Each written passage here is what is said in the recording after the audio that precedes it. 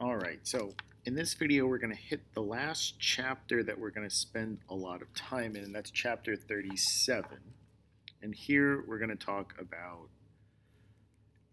decolonization and the effects of the Cold War.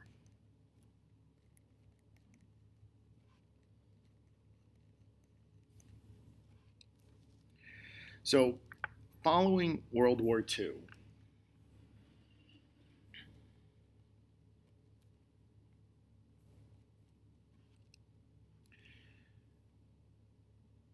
Europe needed to rebuild.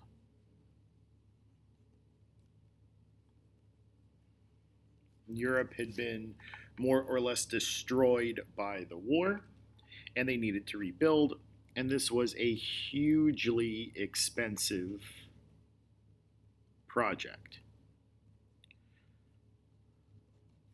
So expensive that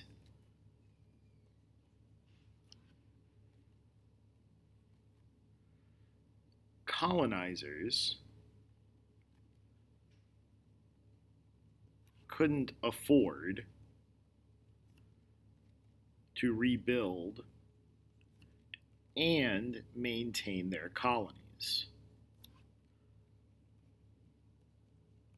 And so this will lead to a kind of widespread decolonization.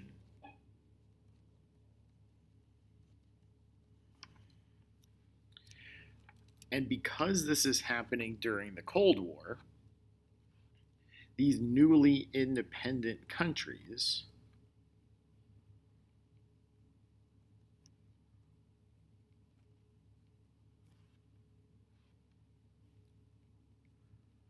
are all expected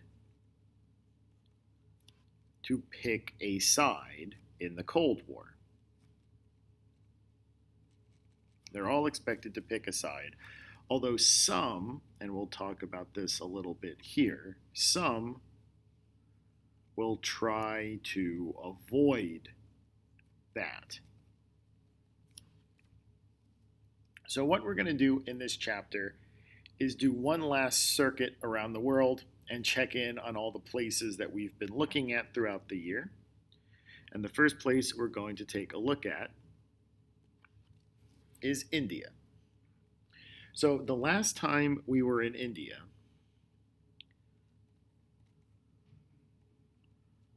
following World War I, they wanted independence.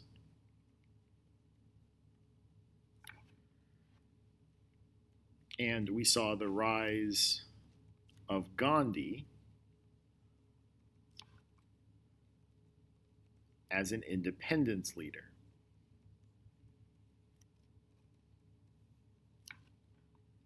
And I think we left off in 1937, and India is given more autonomy.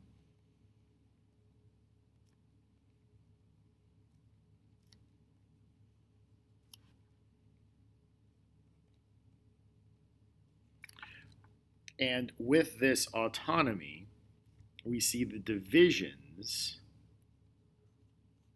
between Hindus and Muslims become worse. Now, when World War II breaks out,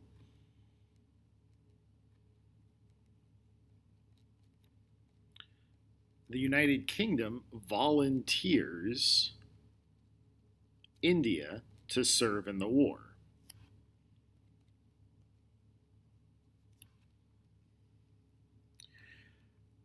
And India does not want that. But to get India to do this,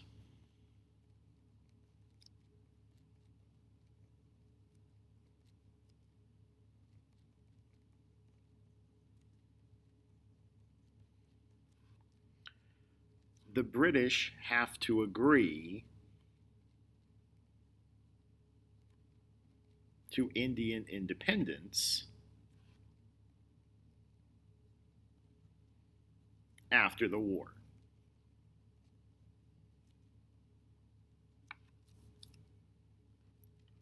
and everyone agrees. So the Indians fight in World War II. You see, again, Indian soldiers fighting in Europe. You also see Indian soldiers fighting in the Pacific. After the war is over, things get complicated.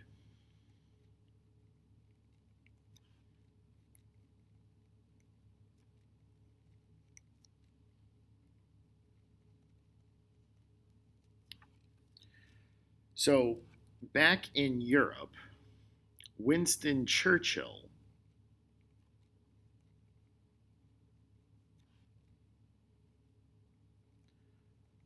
doesn't want the Indians to be independent.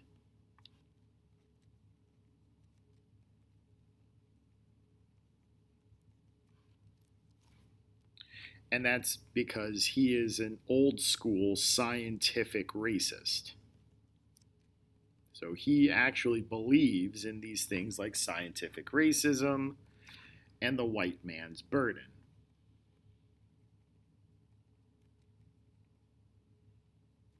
So it's not until he leaves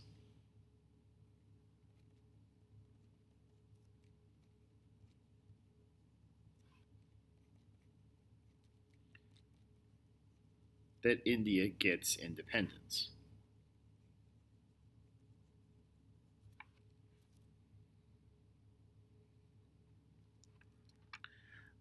On top of this, the United States won't give India or won't give the UK Marshall Plan money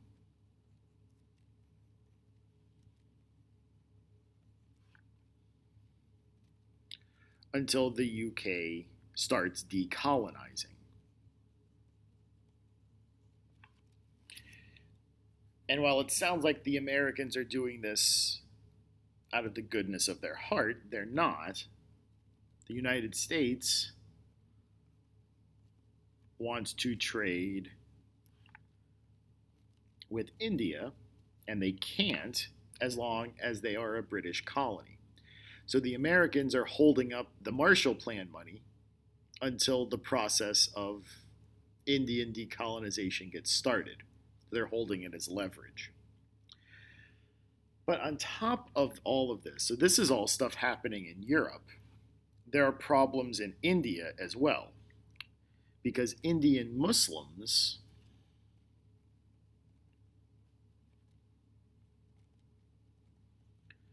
start to riot.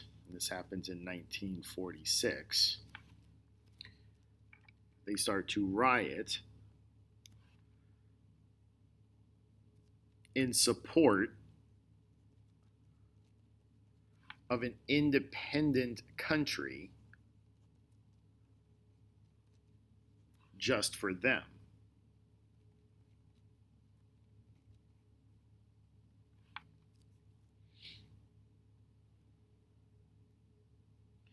So all of this is complicating this matter of Indian independence, which finally happens in 1947. So they get independence, but almost immediately, India is partitioned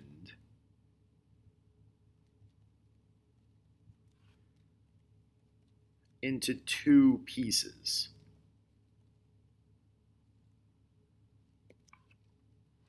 So we've got India, and that is mainly Hindu, and Pakistan, which is mainly Muslim. Now, it wasn't enough that they were partitioned, and it wasn't enough that they're separated now, because now, as people migrate to their new countries, so Hindus who were living in what is now Pakistan, moving to India, and Muslims in India, moving to what is now Pakistan, as they cross, violence erupts. And between 1946 and 1947, upwards of 500,000 people were killed in this violence between Hindus and Muslims. And if that wasn't tragic enough, in 1948, Gandhi is assassinated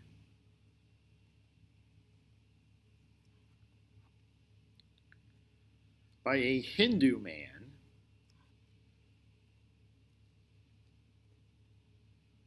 who believed Gandhi was too nice to Muslims.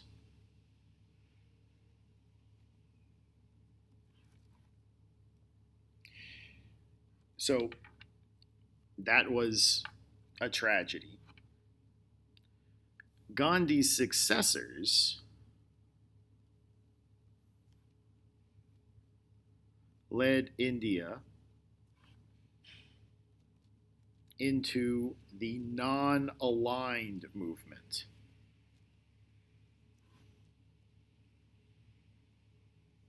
So these were the people or the countries that didn't want to pick a side in the Cold War. And they were one of the founding members of the non-aligned movement. But unfortunately, everybody had to eventually pick a side. And it wasn't even India's doing. Pakistan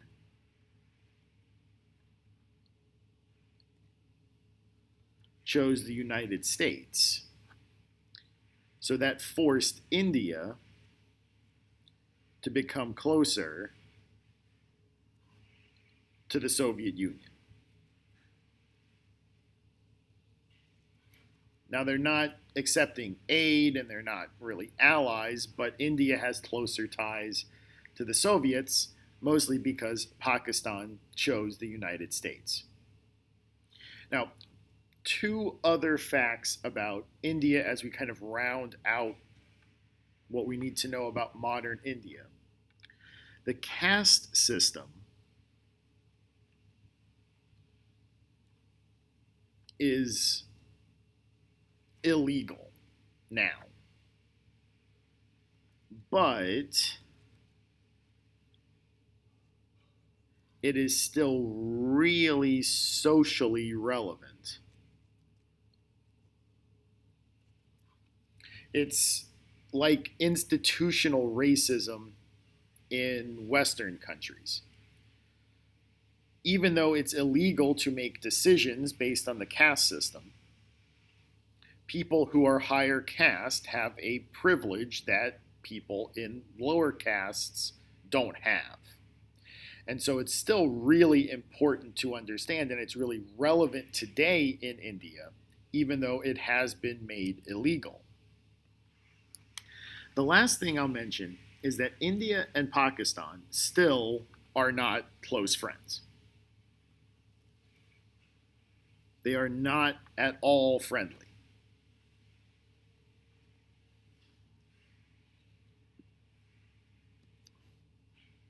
And the reason I bring this up is that they fought several times.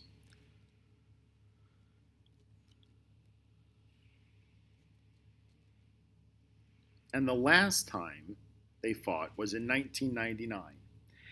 And in 1999,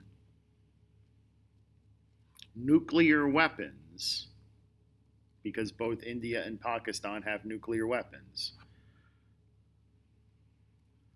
were put on the field,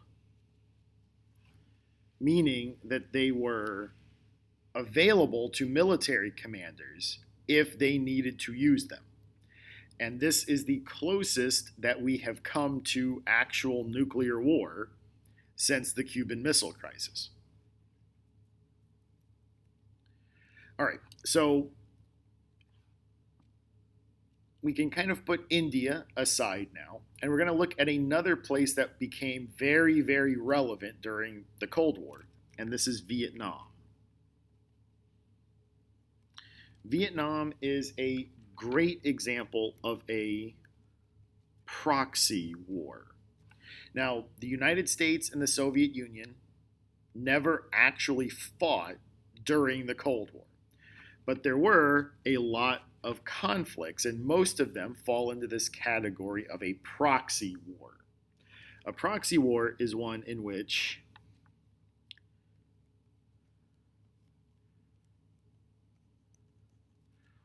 one combatant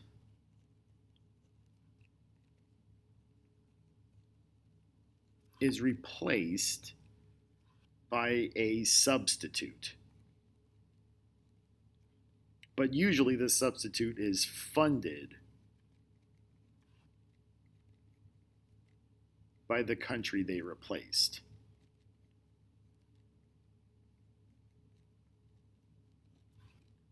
So when we talk about the war in Vietnam, this is a war between the United States and North Vietnam. But the country of North Vietnam was funded by the Soviet Union. So the United States isn't fighting the Soviets. They're fighting the North Vietnamese, who are funded by the Soviets and the Chinese. So again, we'll do a little bit of background here. During World War II, Japan took over Vietnam. And after the war,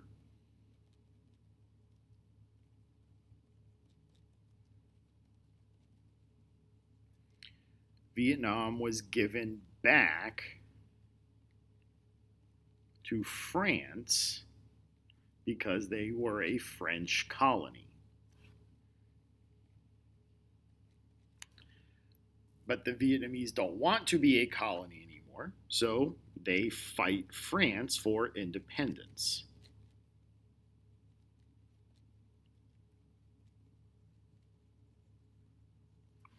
Now, as we've said previously, the European countries were rebuilding and they didn't really have the money for this. So eventually, France looks to negotiate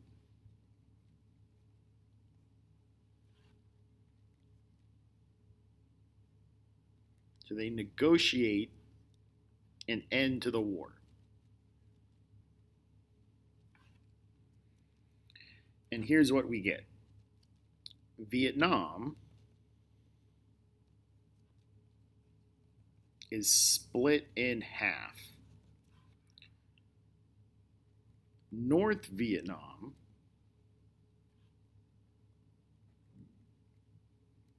becomes communist because the Soviets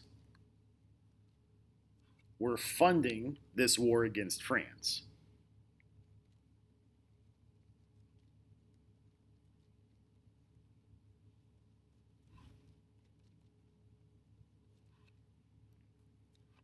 South Vietnam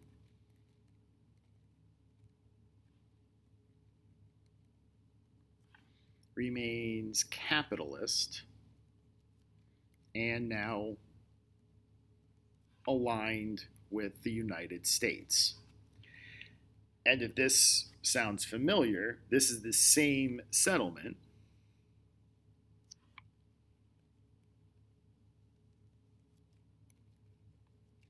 that we saw on the Korean Peninsula. And that's how we ended up with North and South Korea. So this was the same settlement, and this all happens in 1954.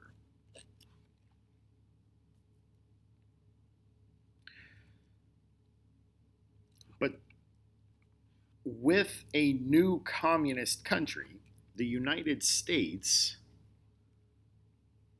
becomes worried about the spread of communism.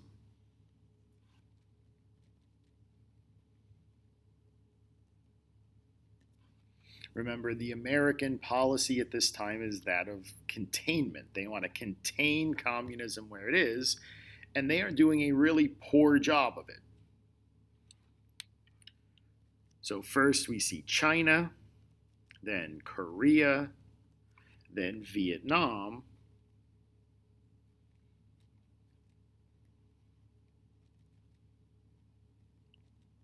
What next?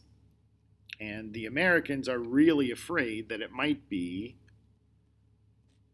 Japan. So following this settlement, the United States starts sending military advisors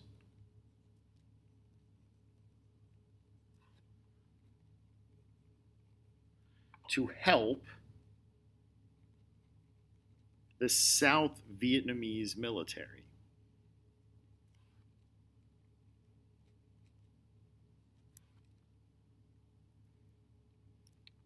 So these aren't soldiers, they're trainers. Or at least that's the idea. The war, what we in the United States know as the war in Vietnam, starts in 1964 with this event called the Gulf of Tonkin incident.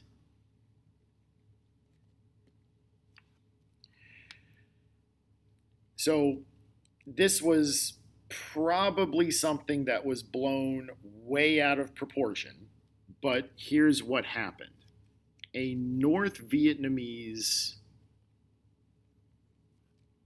ship apparently fired at a U.S. Navy ship. And that sparks the war.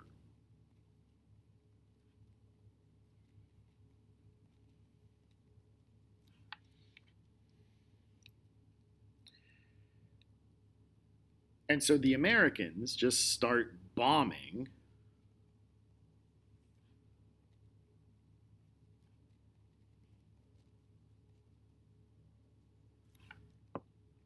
but that doesn't end the war.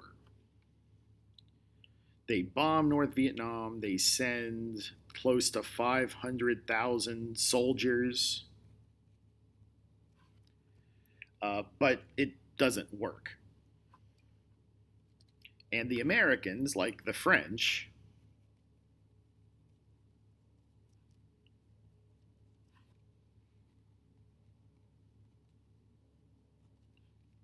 they soon lose interest in this conflict. Well, soon is probably the wrong word, because eventually, by 1975, the Americans leave.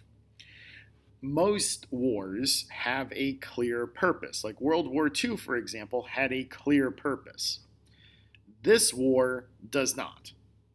Why are the Americans fighting in it? And why are they fighting in it for over 10 years? Americans don't understand that, and soon the American public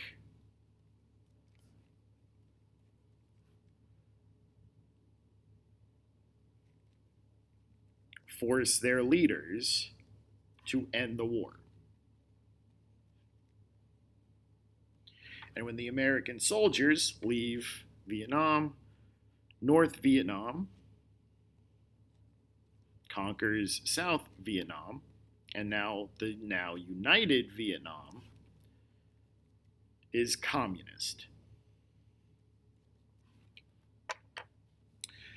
Okay, so that's 2 areas of the world down.